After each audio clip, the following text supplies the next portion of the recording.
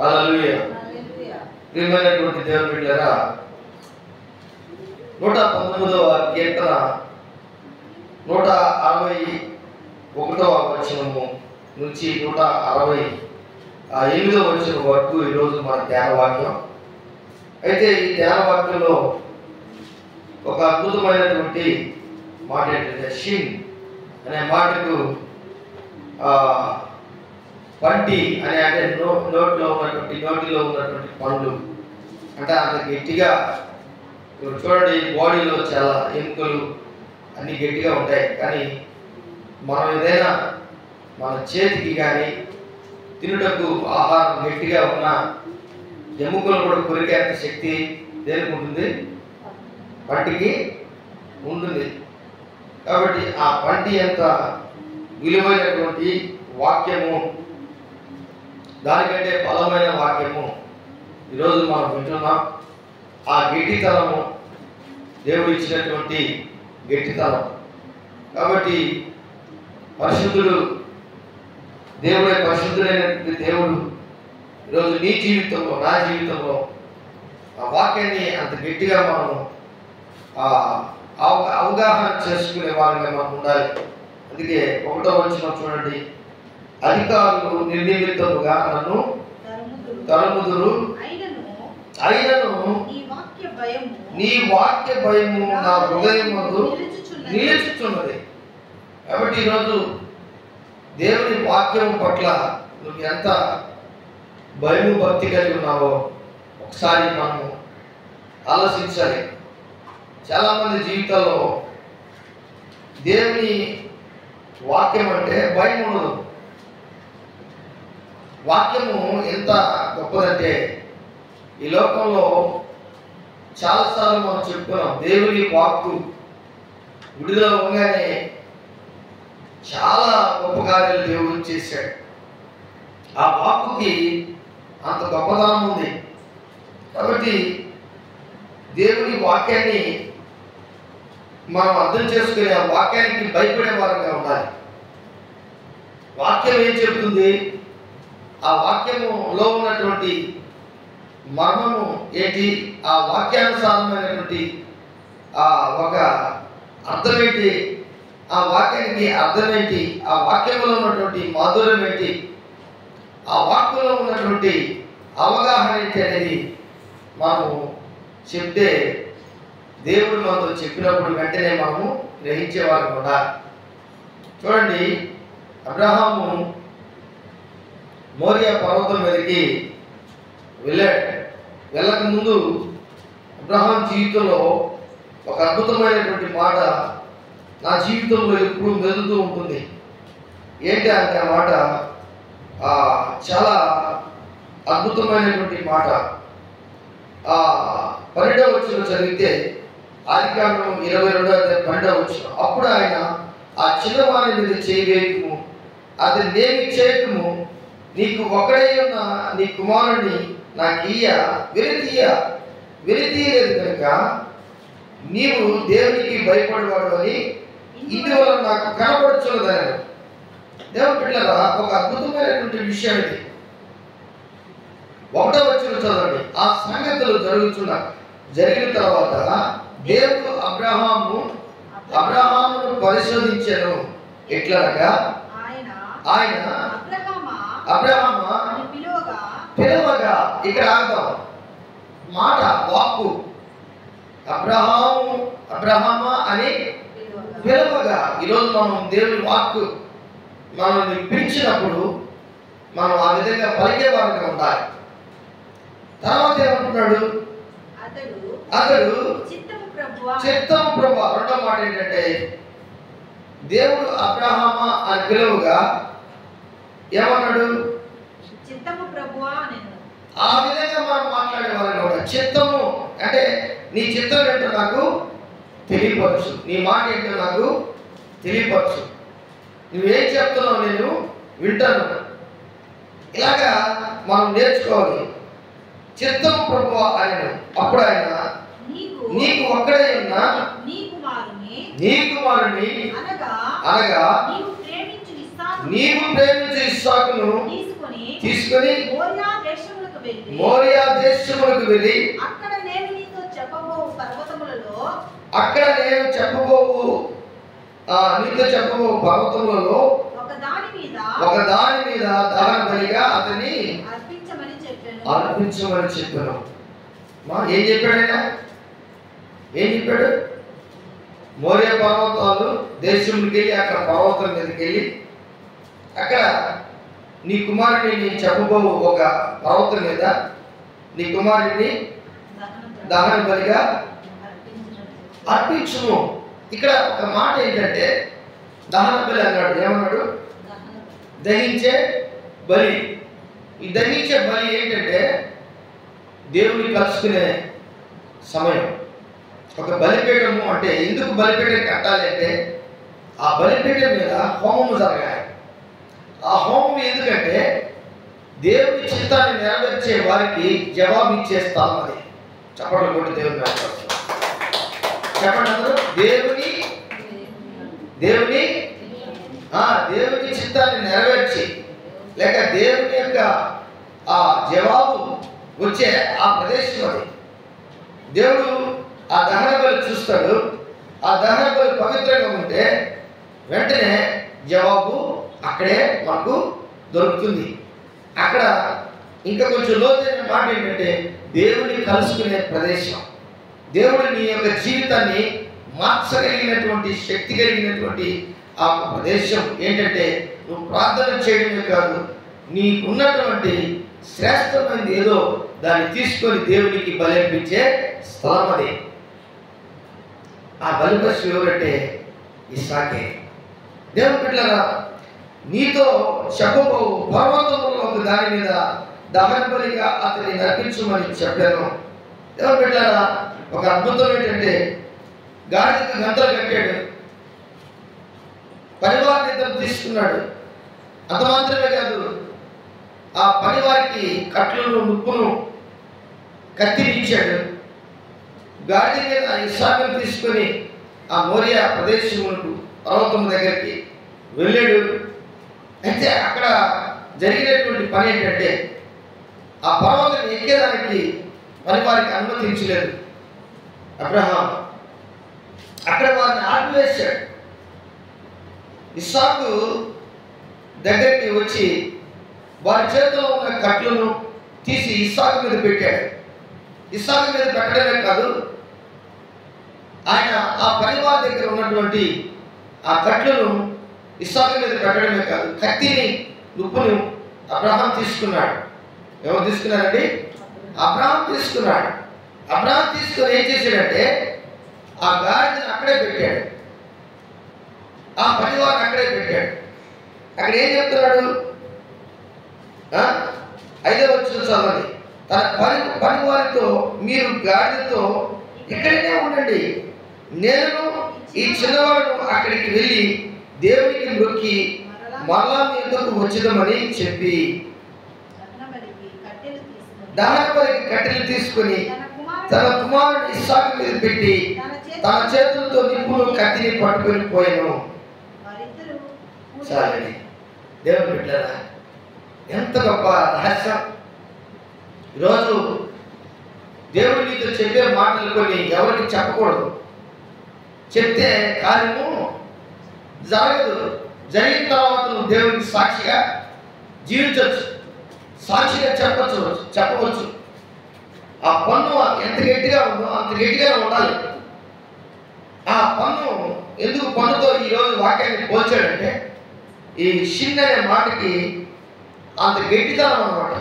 Abraham అంత గట్టివాడు. తన భార్య అయినటువంటి శారాకు ఇస్సాకు గురించి దేవుడు చెప్పిన మాట చెప్పాడా? చెప్పలా. వారి ఇస్సాకు ఏమైనా చెప్పాడా? చెప్పలా. పరివారికి ఏమైనా చెప్పాడా? చెప్పలా. కనీసం గాడిద కూడా ఎందుకు గంటలు కట్టాడంటే గాడిద చాలా మంచిది. ఆ రోజుల్లో గాడిద ఏంటంటే ఎద్దు తన యజమానుడిని ఏం చేస్తుంది? ఎరుగుతుంది. గాడిద తన సొంత దొడ్డిను ఎరుగుతుంది. అంటే ఎక్కడైనా వదిలేసి గాడిదని కానీ ఎద్దులు కానీ అవి ఒక్కొక్కసారి తిరిగి ఏం చేస్తాయి? ఏమో ఏం చేస్తాయి? తిరిగి వచ్చేస్తాయి. అలాగే ఇస్సాకు ఎక్కడ బలి అర్పించాడో, ఒకవేళ ఇస్సాకుని అబ్రాహాం బలి అర్పించి ఉంటే ఈ పని వాళ్ళు చెప్పేస్తారు. లేకపోతే ఇస్సాకుని బలి అర్పించింది గాలి తీసుకొచ్చి ఆ ప్రాంతంలో ఎక్కడ కట్లు మండి ఉన్నాయో, ఆ ప్రాంతంలో ఎక్కడ బలి పీఠం కట్టారో, లేక దాని అడుగులు, దాని యొక్క ఉద్దేశాలు, ఆ జంతువు యొక్క ఉద్దేశం యేసుక్రీస్తుకి ఆ యెరూషలేములో మార్కు సువార్త 11వ అధ్యాయంలో ఆయన యెరూషలేము అంతా కూడా వస్త్రాలు, పూలు, పట్టలు, పూల మొక్కలు, ఆయన మీద పూలు చల్లడం, బెత్తగే అనే ప్రాంతంలో కట్టబడిన గాడిదని పిలుచుకున్నాడు. ఎందుకంటే గాడిద తగ్గింపు గుణానికి సాదృశ్యం. తన యజమానుడికి మేలు చేస్తుంది. గాడిద తన యజమానుడికి మేలు చేస్తుంది. బిలాము ప్రవక్త బాలాకు రాజు మాట విని ఇశ్రాయేలును శపించేదానికి వెళ్తుంటే గాడిద అనేక సార్లు గాడిదను కొడుతూ ఉంటే, పాప గాడిద చాలా మంచిది, పొలంలోకి ఎట్లాంటి వెళ్ళిపోతుంది పక్కకి. ఎందుకంటే ముందు ఖడ్గము తీసుకుని వచ్చినటువంటి దేవదూత, సంహారపు దేవదూత అక్కడ ఉంది. ఆ దేవదూతకు భయపడి గాడిద ఎట్లా పరిగిస్తుంది. కానీ బిలాముకి అర్థం కాలేదు. గాడిద మాట్లాడినంత వరకు బిలాముకి అర్థం కాలేదు. అప్పుడే దేవుని బిడ్డలారా బాగా గమనించండి, గాడిద మాట్లాడినప్పుడు అర్థమైంది, ఇదిగో నిన్ను నన్ను సంహరించడానికి దేవదూత ఉంది. అప్పుడు దేవునికి మొక్కి తన పాపాలు ఒప్పుకొని పశ్చాత్తాపడ్డాడు ఆ బిలాము ప్రవక్త. గాడిద అంత పనిచేసింది. ఒక ప్రవక్త జీవితాన్ని మార్చింది.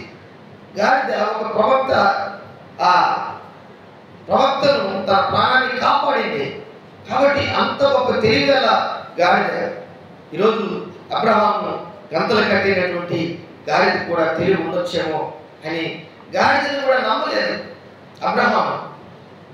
తన పని వారికి మాట చెప్పలేదు. అయ్యో, ఎంతో ప్రేమతో పెంచినటువంటి సాకున్నటువంటి ఇస్సాకుని బలి అర్పించేశాడని వారు తన పని వారి యొక్క ఇంటి వారికో, తన బంధువులకో, తన ఇంట్లో ఉన్నటువంటి సతీమణులకో, లేక శారమ్మ గారికో, అబ్రహాం యొక్క భార్య అయినటువంటి ఆ అధికారి అయినటువంటి ఆ తల్లి అయినటువంటి శారమ్మకో చెప్పేస్తాడు. అందుకే బలి అర్పించి లేక మేము దేవునికి మొక్కి మరలా వస్తాం. ప్రేమైనటువంటి దేవుని బిడ్డలారా, ఇది ఒక విశ్వాసంలో ఉన్నటువంటి ఆ ఒక దాగి ఉన్నటువంటి రహస్యం. తన విశ్వాసం వారిద్దరికీ చెప్పాడు, మేము మరలా మొక్కి వస్తాం. కానీ కుమారుడు ఆ కట్లు మోస్తూ ఉన్నాడు. ఇప్పుడు రెండవ పరిస్థితి, ఒకటి ఇంటి దగ్గర నుంచి గాడిద, అక్కడ పనివారు, అలాగే కట్లు, నిప్పు, కత్తి ఇవన్నీ అక్కడికి వచ్చి అక్కడి నుంచి ఇస్సాకు అబ్రహాం మాత్రమే వస్తున్నాడు. అప్పుడు ఇస్సాకు అడుగుతున్నాడు 7వ వచనంలో, అప్పుడు నిప్పులను కట్లను ఉన్నవి కానీ దహన బలికి గొర్రెపిల్ల ఏదని అడుగగా అబ్రహాము, నా కుమారుడా, దేవుడే దహన బలికి గొర్రెపిల్లను చూసుకుని చెప్పాను. ప్రియమైనటువంటి దేవుని బిడ్డలారా, ఈరోజు నీ జీవితంలో కూడా దేవుడు ఏదైతే చెప్తాడో దాన్ని నువ్వు వాక్యానికి భయపడే వ్యక్తిగా ఉండాలి. అప్పుడే నీ జీవితంలో ప్రాస్పరిటీ, ఎదుగుదల, నీ జీవితంలో ఒక్కరోజే నీ జీవితాన్ని మార్చగలిగినటువంటి ఆశీర్వాదములకు కారణమైనటువంటి ఆ వాక్యానికి భయపడ్డాం. దేవుని వాక్కుకి భయపడ్డాం. ఆ దేవుడు అంటున్నాడు, యెహోవా దేవుడు అంటున్నాడు, ఏమంటున్నాడంటే ఎంత గొప్ప మాట. 12వ వచనంలో, అప్పుడు ఆయన ఆ చిన్నవారి మీద చేయలేము, అతనేమి చేయకము, నీకు ఒక్కడే ఉన్న నీ కుమారుని నాకు వెలితీయ లేదు కనుక నీవు దేవునికి భయపడబడు అని ఇందువలన నాకు కనబడుచున్నది. దేవుని బిడ్డలారా, ఎంత గొప్ప మాట. కదిలికి చూడుము అబ్రహామా, కదిలికి చూడుము. అప్పుడు అబ్రహామ కదిలికి చూడుము, పొదలలో కొమ్ములు తగులుకొని ఉన్న ఒక పొట్టేలు వెనుక తట్టున కనపడను. దేవుడు చెప్తున్నాడు రెండవ మాట, నువ్వు భయపడేవాడివి, నీ జీవితంలో ఆశీర్వాదాలు, దీవెనలు పొందుకునేదానికి నువ్వు మాట జవదాటనటువంటి వాడు. నీ మాట చాలా విలువైంది. నువ్వు మాట ఇచ్చి నెరవేర్చేవాడు. నువ్వు చేస్తానని చెప్పిన మాట చేసేవాడు. ఎన్నైనా నువ్వు చెప్పుకోవచ్చు. దేవుని బిడ్డరా, దేవుని మాటను అర్థం చేసుకున్నటువంటి వ్యక్తి అబ్రహాం. దేవుని బిడ్డరా, ఈరోజు ఎంత గొప్ప విషయం. ఈరోజు నీ జీవితంలో సాక్షాత్ముగా, ఇది దృష్టాంతముగా, ఆశీర్వాదకరంగా దేవుని మాట విని ఆశీర్వదించబడినటువంటి వ్యక్తిగా మన కళ్ళ ముందు కనబడుతున్నాడు అబ్రహాం. ఎప్పుడో కొన్ని వేల సంవత్సరాల క్రితం జరిగిపోయినటువంటి ఈ కార్యం నిన్న జరిగినట్లుగా, ఈ రోజు జరిగినట్లుగా దేవుడు వాక్యం మనతో మాట్లాడుతుందంటే ఆ వాక్యానికి ఎంత విలువిస్తున్నాము, ఆ వాక్యం పట్ల ఎంత నమ్మకం కలిగి ఉన్నాం. ఈరోజు నీ సమస్య ఏంటి చెప్పండి, నీ కష్టం ఏంటో చెప్పండి, నీ ఇబ్బంది ఏంటో చెప్పండి. నీ జీవితంలో ఏదైతే జరగలేదో వాక్యాన్ని నమ్ము, వాక్యానికి భయపడు. ఏం చేయాలి? వాక్యాన్ని నమ్ము, వాక్యానికి భయపడు, వాక్యానికి విధేయత చూపించు. అదే ఈ 161వ వచనం దానికి చెప్తున్నాడు. 119వ కీర్తన 161వ వచనంలో, అధికారులు నిర్నిమిత్తముగా నన్ను తరుముదురు, ఆయనను నీ వాక్య భయము నా హృదయం ముందు నిలుచుచున్నది. నిలిచిందా? నిజంగా బాగా ఆలోచించండి. దేవుని వాక్య భయము చాలా మందికి లేదు. మనం అన్ని తప్పులని, మనమందరం అన్ని తప్పులని చేసేసి దేవునికి వ్యతిరేకంగా మనం ఈ లోకంలో చాలా విషయాలు చేసేసి ఏం చేస్తామంటే, ప్రభు నన్ను క్షమించని అడతాం. దేవుడు క్షమిస్తాడు.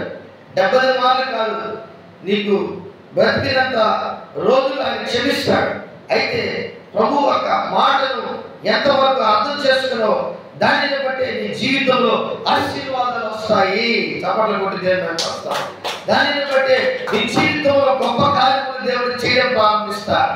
ఈరోజు చాలా మంది జీవితాలలో వారు మంచి చేస్తారు, అన్నదానం చేస్తారు, వారి జీవితంలో వస్త్రదానం చేస్తారు, వారి జీవితంలో తల వెంట్రుకలు దానం చేసుకుంటారు, ఇచ్చేస్తారు, వారి జీవితంలో బంగారిస్తారు, వారి జీవితంలో డబ్బిస్తారు, వారి జీవితంలో అనేకమైనటువంటి వారికి ఉన్నటువంటి అంతస్తులు, తన భూమి ఇస్తారు, తనకున్నటువంటి అంతస్తులు తన బిడ్డలు కూడా ఇచ్చేదానికి, దేవునికి సమర్పించేదానికి ఇష్టపడతారు. కానీ ఒక్క విషయం గుర్తుపెట్టుకోవాలి, వాటన్నిటికంటే ముఖ్యం దేవుని మాట వినుట శ్రేష్టం. దేవుని మాటను అర్థం చేసుకోవడం శ్రేష్టం. దేవుని నీకు ఏం చెప్తున్నాడో దాన్ని చేయడం నీకు చాలా మేలుకరమైనటువంటి విషయం ఇది. అందుకే అంటాడు 162వ వచనంలో, విస్తారమైన దోపుడు సొమ్ము సంపాదించు వాని వలె నీవిచ్చిన మాటను బట్టి అంటే నేను ఎంతో డబ్బు సంపాదించినటువంటి వ్యక్తిగా, ఇదిగో నీ మాట మీద నేను ఆధారపడి జీవించి నేను పొందుకున్న జవాబు, నీ ప్రార్థన, నేను చేసిన ప్రార్థనకు జవాబు నాకు తిరిగి వచ్చినప్పుడు నేను విస్తారమైన దోపు సొమ్ము సంపాదించుకునే వల్లే, కొన్ని సంపాదించిన వారి వల్లే నేను ఇచ్చిన మాటను బట్టి నేను సంతోషిస్తున్నాను. ఎంత గొప్ప విషయం. ఈ లోకంలో భూమి ఆకాశములు గతించుకోను, నా మాటలు ఎన్నటికి గతించమని చెప్పినటువంటి ఆ దేవుడు నీలో ఎంత ప్రభావితం చేస్తున్నాడు. ఈరోజు నీకు ఏమి లేదా? దేవుని మాట మీద ఆధారపడి జీవించు. నీ జీవితంలో నీకు సర్వము ఆయన సమస్తము చేయగలిగినటువంటి దేవుడు, నువ్వు మాట మాత్రం సెలవిస్తే చాలని ఒక అధికారి దేవుని దగ్గరికి వచ్చాడు. నా ఒక పనివాడు మిగిలిన అస్వస్థంగా ఉన్నాడు, వాడు నీ దగ్గరికి తీసుకొచ్చేదానికి నాకు వీలు కాదు, నీవు నా ఇంటికి వచ్చేదానికి కూడా వీలు కాదు, నువ్వు మాట మాత్రం సెలవు. అప్పుడు నా దాసుడు స్వస్థత పొందుతాడు. ఎస్ ప్రభు. వాడు ఏమనంటే, నేను ఇశ్రాయేలులో ఎవరికైనా ఇంత విశ్వాసం ఉన్నట్టు నేను చూడలేదు, నువ్వు అడిగినట్లుగా, నువ్వు మాట అడిగినట్లుగా అది జరుగునుగా అన్నట్టు. ఎంత గొప్ప విషయం. దేవుని బిడ్డలారా, ఇది దేవుని ఇశ్రాయేలులో ఉన్నటువంటి వారందరినీ కూడా పోలుస్తున్నాడు. మాట కావాలి. ఏం కావాలి? ఎవరి మాట? దేవుని మాట కావాలి. మనం పాట పాడుతుంటాం, నీ మాట చాలయ్యా, నీ వాక్కు చాలయ్యా, నీ నీడ చాలు. కానీ ఆ మాటలో ఉన్నటువంటి మాధుర్యం, ఆ మాటలో ఉన్నటువంటి గంభీరత, ఆ మాటలో ఉన్నటువంటి దేవుని శక్తి, ఆ వాక్కులో ఉన్నటువంటి శక్తి, మేడగది సహవాసంలో దేవుడు ఇచ్చినటువంటి అధికారం అదే. ఏ అధికారం ఇచ్చాడు దేవుడు? ఏమిచ్చాడు తెలుసా? వాక్ శక్తి. ఏంటంటే వాక్కు శక్తి ఇచ్చాడు. వాక్కులో ఉన్న శక్తి, ఆ వాక్కులో ఉన్న శక్తి ప్రపంచమంతా కూడా వెళ్ళి వారు స్వార్థ ప్రకటించడానికి ప్రపంచంలో క్రైస్తవము ఈరోజు ఉందంటే వాక్ శక్తి వలన. ఏ శక్తి వలన? వాక్ శక్తి, పరిశుద్ధ ఆత్మ శక్తి, అభిషేకం, దేవుని యొక్క శక్తి, అభిషేకం, దేవుని యొక్క అభిషేకంతో కూడినటువంటి ఆ వాక్ శక్తి వారికి అనుగ్రహించినప్పుడు వారి అన్య భాషలు మాట్లాడసాగి వారిలో మాట్లాడినటువంటి ప్రతి ఒక్కరు ప్రపంచం అంతా కూడా కదిలించినటువంటి దేవుని యొక్క స్వార్థికులుగా వారి యొక్క ప్రాణాలతో కూడా వారు త్యాగం చేసి వాక్కులో ఉన్నటువంటి శక్తిని బ్రతికున్నంత కాలం వారు చెప్తూనే ఉన్నారు. దేవునికి స్తోత్రం. హల్లెలూయా. ఈరోజు నీ జీవితంలో, ఈరోజు మనం చర్చి కట్టుకొని, ఈ యొక్క ఊర్లో చర్చి కట్టుకొని ఇక్కడ మనం కూర్చొని దేవుని వాక్యం వింటామంటే ఆ వాక్ శక్తి ఈరోజు కూడా ఏం చేస్తుంది? పని చేస్తుంది. ఆ వాక్ శక్తి కొనసాగుతుంది. దేవునికి స్తోత్రం. 163వ వచనం చూడండి. అబద్ధము నాకు అసహ్యము, అది నాకు హేయము, నీ ధర్మశాస్త్రం నాకు ప్రీతికరము. ఎటువంటి మాట? అబద్ధము నాకు అసహ్యము, అది నాకు హేయము, నీ ధర్మశాస్త్రం నాకు ప్రీతికరం. దేవుని మాట, దేవుని వాక్కు, దేవుని యొక్క శక్తి, ఇవన్నీ ఉన్నటువంటి ఆ ధర్మశాస్త్రంలో ఉన్నటువంటి విషయాలు నాకు ప్రీతికరం. అబద్ధాలు నాకు ఇష్టం లేదు. 166 చూడండి. నీ ధర్మశాస్త్రమును ప్రేమించే వారికి ఎంతో నెమ్మది కలదు, వారు తూలి త్రొట్టిల్లుటకు కారణమేమీ లేదు. కాబట్టి నీ యొక్క దేవుని యొక్క వాక్కులో ఉన్నటువంటి ఆ శక్తిని బట్టి నువ్వు ఆ వాక్కుని ప్రేమిస్తూ, ధర్మశాస్త్రమును ప్రేమిస్తూ ఆధ్యాత్మికమైనటువంటి గొప్ప ఉన్నతమైన స్థితిలోకి వెళ్ళిపోతావు. నువ్వు పడేదానికి కారణమేమీ లేదు. ఎందుకంటే ఆ వాక్ శక్తి లేక ఆ బలము, దేవుని వాక్కులో ఉన్నటువంటి ఆ మాధుర్యము, ఆ వాక్యము, ధర్మశాస్త్రము, అభిషేకము, ఇవన్నీ కూడా నీ జీవితాన్ని కడతాయి. దేవునికి స్తోత్రం. హల్లెలూయా, హల్లెలూయా, హల్లెలూయా, హల్లెలూయా. అబ్రహాము జీవితంలో కట్టిన దేవుడు నిన్ను నన్ను కట్టడా? దావీదు జీవితంలో దావీదుకి గొర్రెలు మేపుకునేటువంటి వ్యక్తి రాజయ్యాడంటే దేవుని వాక్యం మీద ఆధారపడ్డాడు కాబట్టి, దేవుని వాక్యం మీద ఆధారపడ్డాడు కనుక సమూయేలు ఇంటికి వెళ్ళి, యెషయా ఇంటికి వెళ్ళి తల మీద కొమ్ములో తైలం పోసుకొని తల మీద నూనె పోసి ప్రార్థన చేసినప్పుడు నాట నుండి దేవుని ఆత్మ దావీదు మీదకి దిగి వచ్చి దావీదు హృదయాన్ని దేవుని హృదయంతో కలిసిపోయేట్లుగా చేసి దావీదు ప్రతి విషయంలో దేవునికి చెప్పుకునేవాడు. ప్రభువా, నా పరిస్థితి ఇది, నీ వాక్కు నాకు విడుదల చేయి, నాకు ప్రార్థన జవాబు దయచేయి, నా ప్రార్థనకి జవాబు దయచేయి, ఇలాగా ప్రార్థన చేసుకునేవాడు. అందుకే 166 చూడండి. యెహోవా, నీ రక్షణ కొరకు నేను కనిపెట్టుచున్నాను, నీ ఆజ్ఞలను అనుసరించి నడుచుకొనుచున్నాను. 164 చూడండి. 164 నీ న్యాయవిధులను బట్టి దినమునకు 7 మార్లు నేను నిన్ను స్తుతించుచున్నా. ఎంత మంచోడు! ఎన్ని మార్లు అంట? దినములకి 7 మార్లు. మనం ఎన్నిసార్లు స్తుతిస్తున్నాం, ఎన్నిసార్లు ప్రార్థన చేస్తున్నాం మన జీవితంలో? అది మనం గమనించాలి. దేనిని బట్టి? ఆయన నీ న్యాయవిధులను బట్టి. అంటే ఆయన న్యాయము ఖచ్చితంగా ఉంటుంది మనుషుల పట్ల, ఇరుగు పొరుగు వారి పట్ల, తల్లిదండ్రుల పట్ల, భార్య భర్తల పట్ల, సంఘంలో ఉన్నటువంటి వారి పట్ల, దేవుని యొక్క బిడ్డల పట్ల, ఈ లోకంలో ఉన్నటువంటి వారి పట్ల ఆయన న్యాయ విధులు చాలా విలువైనవి. నీ న్యాయ విధులను బట్టి దినమునకు 7 మార్లు నేను నిన్ను స్తుతించుచున్నాను. ఇలాగే వచ్చి 7 మార్లు, రోజుకి 7 మార్లు ప్రార్థన చేయి. ప్రభా, నీకు స్తుతి, నీకు ఘనత, నీకు మహిమ అనే పాట పాడు. నిన్నే స్తుతిస్తున్నాను ప్రభా అని 7 సార్లు రోజుకి పాడు. 7 సార్లు నువ్వు స్తుతించు దేవుని. ఈ కార్యము రాజైన తర్వాత చేస్తున్నాడు. రాజుకి ముందు చేశాడు, రాజైన తర్వాత కూడా చేస్తున్నాడు.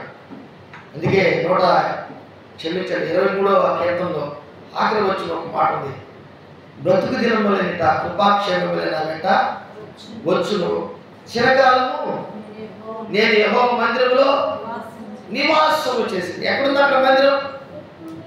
దావీదుకి మందిరం ఉందా? చెప్పండి. దావీదుకి మనసమే. ఆ మనసాన్ని తీసుకెళ్ళి సొలొమోను ఆ దేవాలయంలో పెట్టినంత వరకు దావీదుకి మనసము మాత్రమే ఉంది, కానీ దేవాలయంలో ఆయన జీవితంలో దేవాలయం కట్టేదానికి డబ్బు సమకూర్చాడు, బంగారు సమకూర్చాడు, వెండి సమకూర్చాడు. అయితే దేవుడు అతని ద్వారా కట్టించలేదు, దావీదు ద్వారా కట్టించలేదు, సొలొమోను ద్వారా కట్టించాడు. దేవుని బిడ్డలను బాగా ఆలోచించాడు. దావీదు జీవితంలో ఆ మందిరం యొక్క ఆలోచన ఎన్నోసార్లు తలంచుకున్నాడు, ఎన్నోసార్లు తన జీవితంలో తలపోసుకున్న మందిరం కట్టాలా, దేవునికి మందిరం కట్టాలి. దానికంటే ముందు రాజ కోట కట్టుకున్నాడు. ఆ కోట మీద చేరి ఎన్నో పనులు చేశాడు. కానీ దావీదు ఒక మనస్సు ఎరిగాడు. దేవుడు చిన్న కసంత బాధపడి ఉంటాడేమో దేవుడు. అందుకే నేను ఎవరి దగ్గర మందిరం కట్టించుకోవాలో వాళ్ళ దగ్గర నేను మందిరాన్ని కట్టించుకుంటాను. దావీదు దేవుని బిడ్డలారా, ఈరోజు బాగా ఆలోచించండి.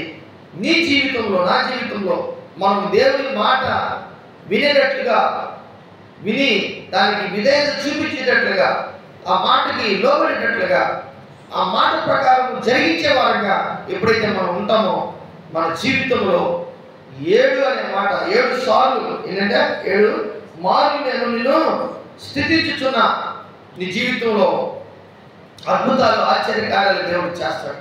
ఒకవేళ ఆ 7 మార్లు 3 మార్లు అయింది, 3 మార్లు ఒకసారి 2 మార్లు అయిపోయింది. ఈరోజు 2 సార్లు ప్రార్థన చేస్తాం, ఒకసారి ప్రార్థన చేస్తాం, ఒకసారి అసలు ప్రార్థన చేయవు.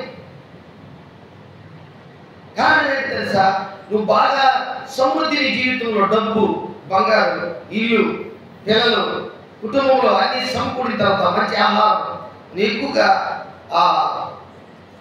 నీ జీవితంలో ఒక సెలబ్రిటీ లేక సెలబ్రేషన్ లేకపోతే ఒక మనుషుల దగ్గరికి వెళ్ళాలి, నీకున్నటువంటి చూపించుకోవాలని, అంటే ఆభరణాలు కానీ, వస్త్రాలు కానీ, డబ్బు కానీ, నీకున్నటువంటి హోదా కానీ, కారు కానీ, లేకపోతే ఏదైనా సరే ఇవన్నీ జరుగుతాయి. కానీ దావీదు అలా కాదు. దేవునికి 7 సార్లు స్తుతి స్తోత్రాలు చెప్పేవాడు దేవునికి. నువ్వు అలాగే చేస్తావా? దేవుని బిడ్డలారా, నువ్వు అలాగా నీ జీవితంలో ఈ రోజు 7 అనే మాటకి చాలా విషయాలు ఉన్నాయి. లేవి కాలంలో మనం గమనించినట్లయితే ఆ కుష్ఠరోగి, చూడండి లేవి కాలం 14:7 వచ్చిన ఒక వ్యక్తి కుష్ఠరోగం వచ్చిన తర్వాత 7 సార్లు ఆ వ్యక్తి మీద రక్తం చల్లాలట. కుష్ఠ విషయంలో పవిత్రత పొందబో వారి నిమిత్తము 7 మార్లు ప్రోక్షించి వాడు పవిత్రుడని నిర్ణయించి సజీవమైన పక్షి ఎగిరిపోవునట్లు దానిని వదిలివేయవలెను.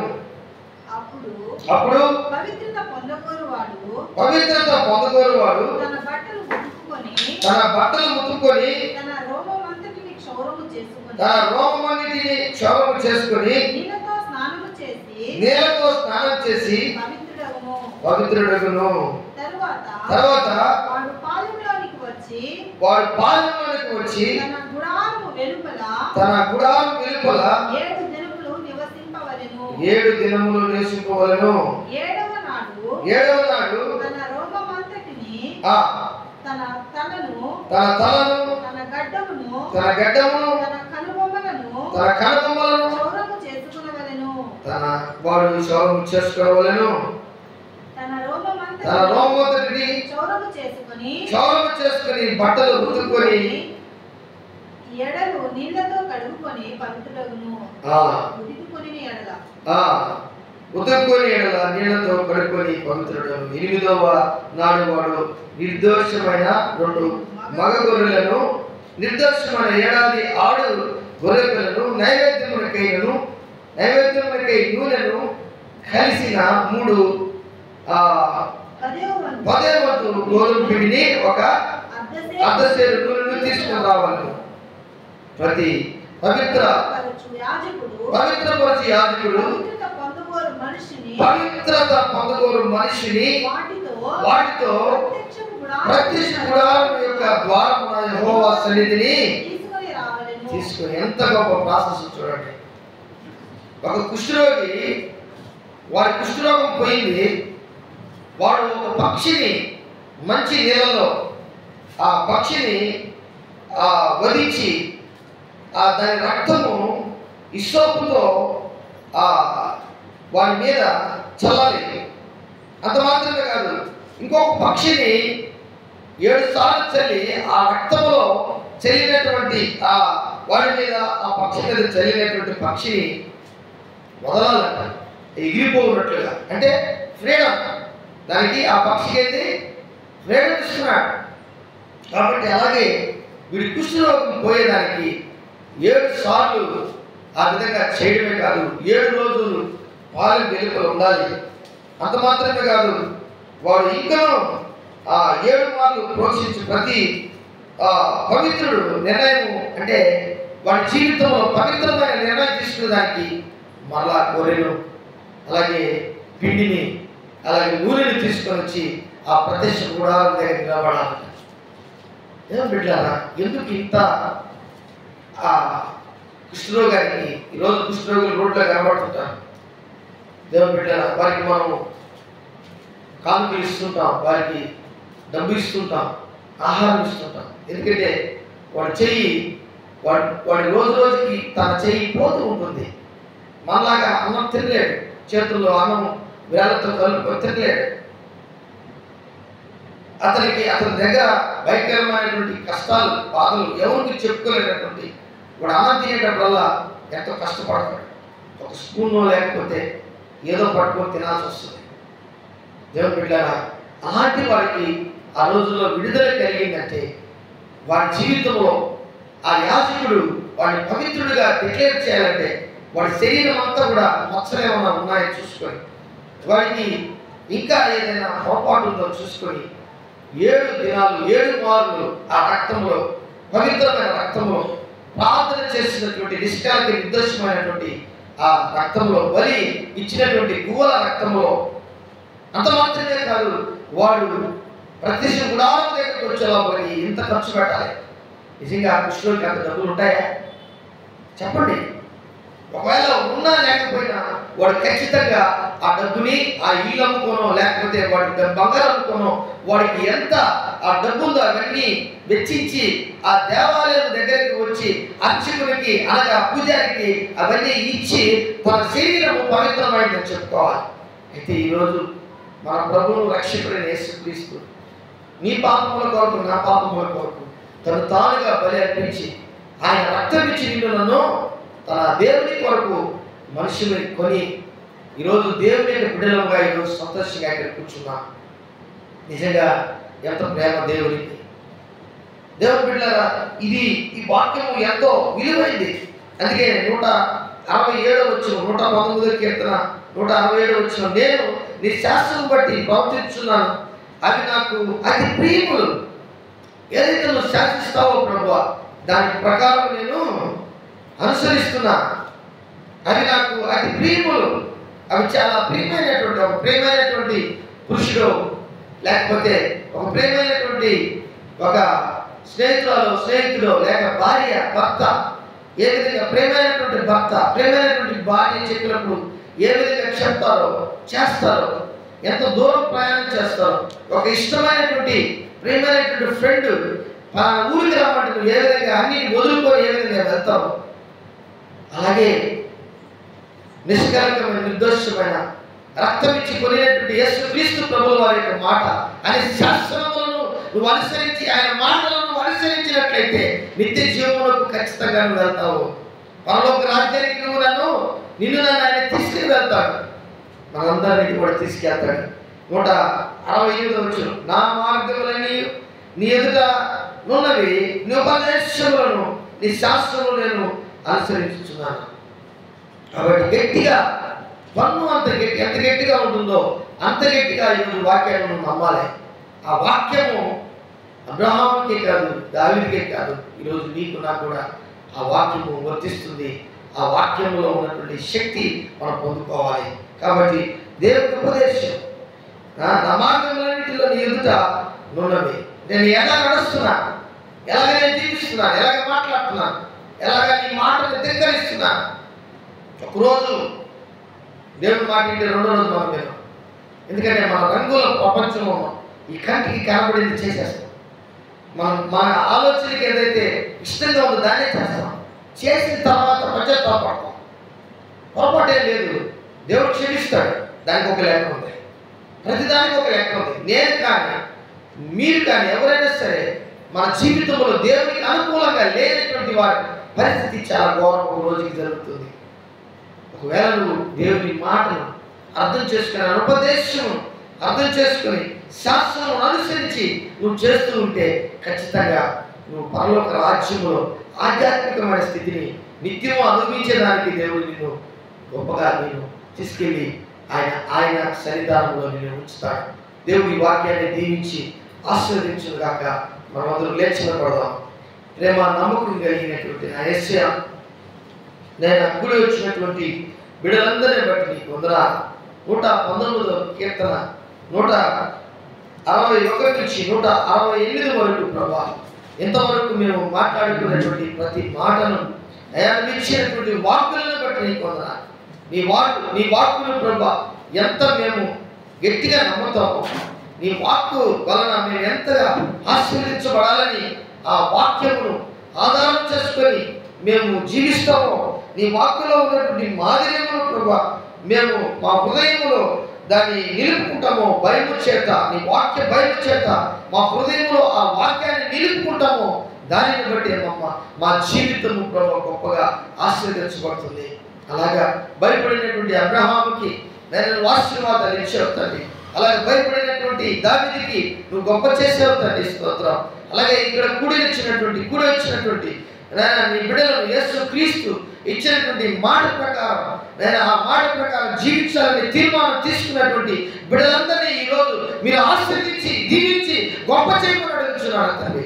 నీకే ఘనత మహిమ ప్రభావం చెల్లిస్తూ నజరేయుడైన యేసు నామములో అడిగి వేడుకుంటున్నాను తండ్రి. ఆమేన్, ఆమేన్.